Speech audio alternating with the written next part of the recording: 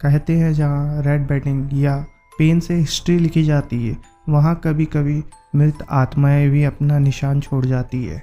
ऐसी जगह है फिलाडेल्फिया, अमेरिका ईस्टर्न पेनिटेंशियरी, एक ऐसी जेल जहाँ आज भी भूतों का बसेरा है। यह जगह अपने अंधेरे इतिहास और भयानक कहानियों के लिए काफ़ी ज़्यादा फेमस है। So hi, welcome back to our dark world dark परम, जहाँ पे आप सबके साथ हुई या मेरे साथ हुई अनकही, अनसुलझी या डरावनी कहानियाँ सबके साथ में शेयर करता हूँ।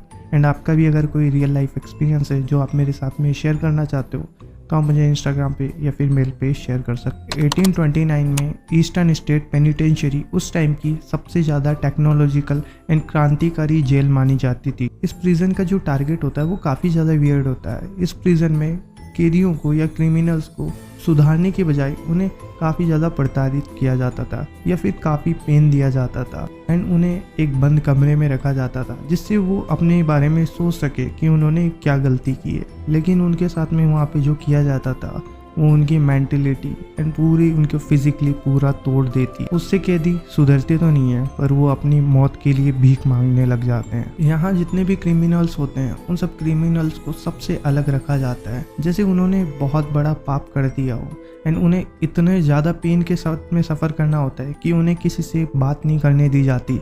उन्हें एक बंद कमरे में रखा जाता है, खुद के बारे में उन्हें सोचने के लिए मजबूर किया जाता है कि आप अपनी गलतियों के बारे में सोचो। इनका जो रूम होता था वो इतना ज़्यादा डार्क होता था कि वहाँ एक छोटी सी लाइट की रोशनी भी नहीं आती थी, जिससे कैदी उस रोशनी के लिए भी तरसते थे। एंड वो रोशनी एंड वो अकेलापन उन्हें इस तरीके से खाता था जैसे वो खुद के लिए ही पागल होते जा रहे थे, वो खुद को ही भूलते जा रहे थे। उन्हें नहीं पता था कि उनके साथ में ये क्या हो रहा था, ये सिर्फ उनके साथ में मेंटली हो रहा था एंड फिजिकली जो चीज़ें हो रही थी वो तो आउट ऑफ सिलेबस होती है। इन चीज़ों ने उन क्रिमिनल्स को इतना ज़्यादा तोड़ के रख दिया था कि उनकी कब मौत आए, जीने से ज़्यादा वो मरना चाहते थे। कई लोगों का मानना होता है कि जब ये इंसिडेंट हुए उसके बाद में ये जगह बिल्कुल शापित हो चुकी थी एंड इसका वही रीज़न होता है कि जितने कैदी यहाँ पे मरे थे उनकी वजह से उनकी जितने उन्होंने पेन सफ़र किया था वो आज भी उन दीवारों में शामिल है। जब रात को यहाँ पे गार्ड अपना पहरा लगाते उन्हें उन अंधेरे में एक अलग ही वाइब आती है, जैसे वो दीवारें उनसे कुछ कहना चाहती है। कभी उनके आसपास में ऐसा फील होता है कि उनके कान में कोई फुसफुसाता है, लाइक कोई विस्पर कर रहा है या फिर कोई उनसे कुछ दर्द भरी आवाज़ में कुछ बोलना चाहता है। एंड उनको इतना गार्ड को इतना ज़्यादा पेन सफ़र करना पड़ता था, लाइक उनको इतनी ज़्यादा आवाज़ें आती एंड ऊपर से वो मेंटली उन सबको भी वो ट्रॉमा दिए जा रही थी। वो जब सेल के पास से निकलते थे, जितने भी सेल्स थे उन सब सेल से उन्हें आवाज़ें आती थी एंड जब वो उन सेल में देखते थे तो वहाँ पे कोई भी मौजूद नहीं होता था। लेकिन ये जो आवाज़ें थी ये वो भी इतना समझ पाते थे कि ये दर्द में कोई इंसान ही चिल्ला रहा है, जैसे उन्हें ये सारी चीज़ें फील होती। एक ऐसा ही इंसिडेंट है जो काफ़ी ज़्यादा फेमस होता है। वहाँ का एक गार्ड जो नाइट में पहरा दे रहा होता है, वो जैसे ही उस पहरा लगाते हुए जितने भी सेल्स थे वहाँ से गुजर रहा होता है तो सेल नंबर 12 से जब वो गुजरता है तो वहाँ पे उसे एक अजीब ही प्रेजेंस फील होती है, जैसे उसे लगता है कि वहाँ पे उस सेल के अंदर एक शेडो खड़ी है एंड वो रो रही है, जैसे वो काफ़ी ज़्यादा पेन में है।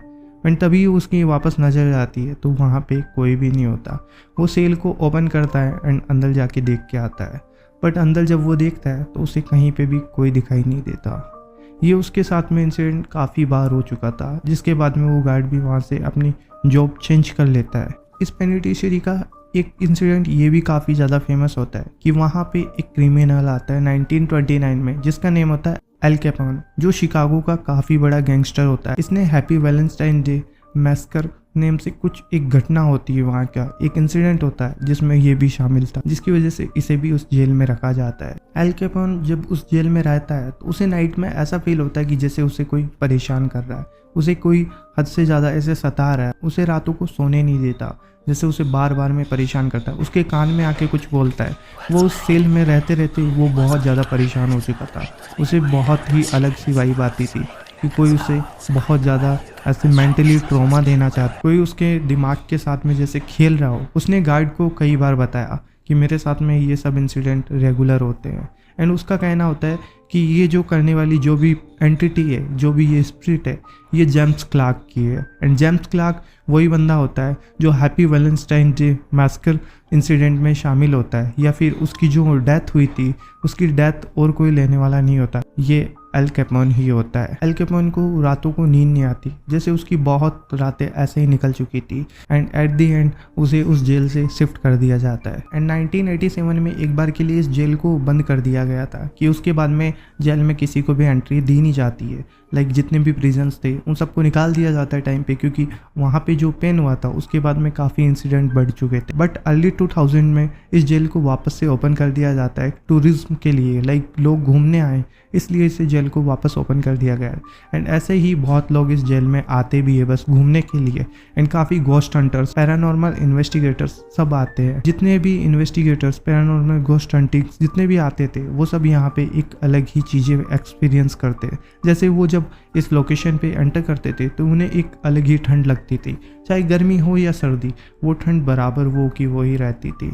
वहाँ पे जब वो सेल्स से पास से निकलते थे उस अंधेरे के बीच में उन्हें काफ़ी सारी शेडोज़ दिखती थी, जैसे कई शेडोज़ है जो जितने भी वहाँ पे कैदी थे, क्रिमिनल्स थे, उन सब की शेडो है। एंड उन सब की उन्हें आवाज़ फील होती थी कि जैसे वो उनसे कुछ कहना चाहती है एंड वो काफ़ी ज़्यादा पेन में है। एंड जब ये उन शेडोज़ के पास में जाते थे तो वहाँ पे कोई भी शेडो इन्हें दिखाई नहीं देती थी, बट इनके जो गैजेट्स थे, जो भी ये चीज़ें यूज़ करते थे, उन सब में वो चीज़ें कैप्चर हो जाती थी। माइंडसीड टीवी एक ऐसा चैनल है जहाँ पे पैरानॉर्मल एक्टिविटीज़ लाइक वो कैप्चर करते हैं।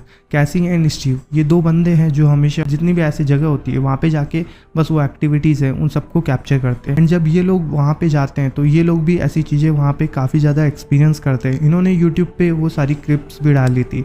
इन लोगों ने एक्सपीरियंस किया था कि जब ये अपने गैजेट्स यूज़ करते हैं, जैसे इन्होंने वॉइस कैप्चर गैजेट निकाला उसमें काफ़ी ज़्यादा वियर्ड आवाज़ें सुनाई देती है। Temperature. You hear him whispering? Yeah. Who's here with us right now? Can you say a name? What is that noise? The whole damn machine's busting up. What is going on? I have no idea, dude. Can you say something? Can you tell us your name? It's Sal. Are you still stuck in this cell? Is there a message you want to send to your loved ones or someone you knew?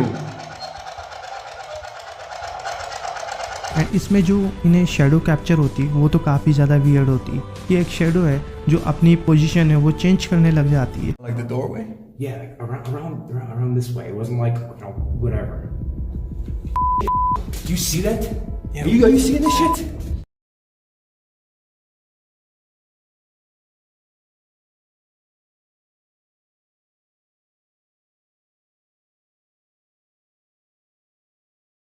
You can see stuff like this little light right here kind of picks up a reading on the wall.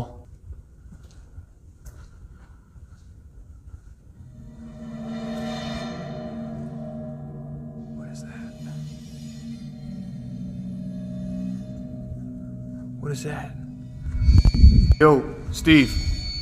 Yo, come here, quick. Back and disappeared. Oh, shit, dude. Hold on. Let me see if this picks up light? anything. No, it's alright. You can leave it dark. Let me just see if it'll pick up anything. Yo, Yeah, you see that? You see that? Look. It's moving. It's moving. You see it, right? Yeah. You see it? Aim your light in there now.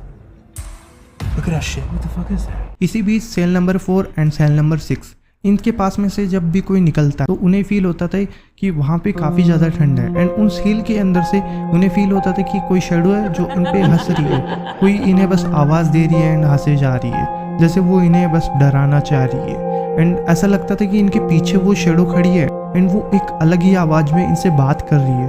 But जब ये पीछे घूम के देखते थे तो यहाँ पे उन्हें कोई भी दिखाई नहीं देता था। एंड कई केसेस ऐसे भी हुए हैं जिनके आर्टिकल्स आप पढ़ सकते हो। लाइक कई बंदे ऐसे जो सिंगल जाते हैं वहाँ पे, उन्हें ऐसी चीज़ें वहाँ पे फेस करने को मिली, ऐसे एक्सपीरियंस मिले जिनके बाद में उनकी mentally condition and physically condition बिल्कुल ख़राब हो चुकी थी। उन्हें ऐसा लगता था कि जैसे रात में वो अगर अपने घर पे भी सो रहे तो उन्हें घर पे कोई आवाज़ दे रहा है। ये इंसिडेंट सिर्फ उनके वहाँ तक ही नहीं हुए, उनके घर तक एंड जहाँ जहाँ वो जाते थे हर जगह उनके साथ में ये इंसिडेंट होने लगे थे। ईस्टर्न स्टेट पेनिटेंशियरी के कुछ हिस्से ऐसे थे जैसे वहाँ का डेथ चैम्बर में उन लोगों को रखा जाता है जिनको नेक्स्ट डे पे जैसे फांसी होने वाली होती है। वहाँ पे ऐसी एंटिटीज लाइक इतनी ज़्यादा नेगेटिव पावर फील होती है कि वहाँ से जब कोई गुजरता था तो उसे फील होता था कि वहाँ पे एक अलग ही स्मेल है एंड स्मेल के साथ में वहाँ पे जैसे कोई एंटिटी है वो इन्हें आवाज़ दे रही है। कई लोग उस चीज़ के जैसे पास में जाने की वजह से उससे इंटरेक्ट होने लगते हैं, लाइक वो जैसा कहना चाहती है वो वैसा करने भी लगते हैं। ईस्टर्न स्टेट पेनिटेंशियरी का ये जो रहस्य है, जो भी इनकी हिस्ट्री है वो काफ़ी ज़्यादा वियर्ड है। लाइक यहाँ की जो इंसिडेंट्स होते हैं वो कभी ख़त्म होने का नाम ही नहीं लेते। यहाँ की जो भी मिस्ट्री है वो सोल्व ही नहीं हो पाती। ब्लॉगर्स वहाँ पे ट्राई करने तो बहुत कुछ जाते हैं बट वो इतना कुछ सह नहीं पाते बिकॉज जहाँ तक लगता है लोगों को आधी रात में ही काफ़ी चीज़ें फेस करने को मिलती है। एंड कईयों का मानना होता है कि ये जो पैरानॉर्मल एक्टिविटीज़ है वो 3 बजे के बाद में बहुत ही ज़्यादा बढ़ जाती है। लाइक वहाँ पे उन्हें बिल्कुल दरवाज़ों की खटखटाने की आवाज़ें आने लगती है। वहाँ पे जो आवाज़ें उन्हें नॉर्मल कानों में सुनाई दे रही थी अब वो पूरे उन्हें एरियाज़ में सुनाई देने लग जाती है कि जैसे कोई बहुत तेज़ तड़प रहा हो। वो जितना पेन सफ़र कर रहे हैं वो आपको खुद को फील होने लगेगा। ये इस तरीके से माइंड गेम खेलती है जो कि काफ़ी ज़्यादा अजीब होता है। इस प्रिजन से जो जुड़ा इतिहास है या इससे जुड़ी जो हिस्ट्री है वो उतनी ही ज़्यादा अजीब है। यहाँ पे जितने भी क्रिमिनल्स को रखा जाता था उन्हें फिजिकली मेंटली इतना ज़्यादा ट्रॉमा दिया जाता था जिसकी वजह से आज इसकी ये हालत है। इसको बनाने के लिए तो गवर्नमेंट ने काफ़ी पैसा खर्च किया था कि जिसकी वजह से क्रिमिनल्स को सुधार सके, बट होता ऐसा नहीं। बिल्कुल इसे एक अलग ही वे में ले गए जिसकी वजह से ये यूएसए की टॉप मोस्ट हॉन्टेड प्लेसेस में से एक बन जाती है। तो ये थी यूएसए की ईस्टर्न स्टेट पेनिटेंशियरी प्रिजन जो वहाँ पे काफ़ी ज़्यादा फेमस है, मोस्ट हॉन्टेड प्लेसेस में से एक है। एंड जहाँ तक मुझे लगता है ऐसी जितनी भी लोकेशंस होती है वो जहाँ तक जितनी भी है वो सारी एक इमोशनल अटैच करती है जिसकी वजह से ऐसे इंसिडेंट ज़्यादा होने के चांसेस होते हैं।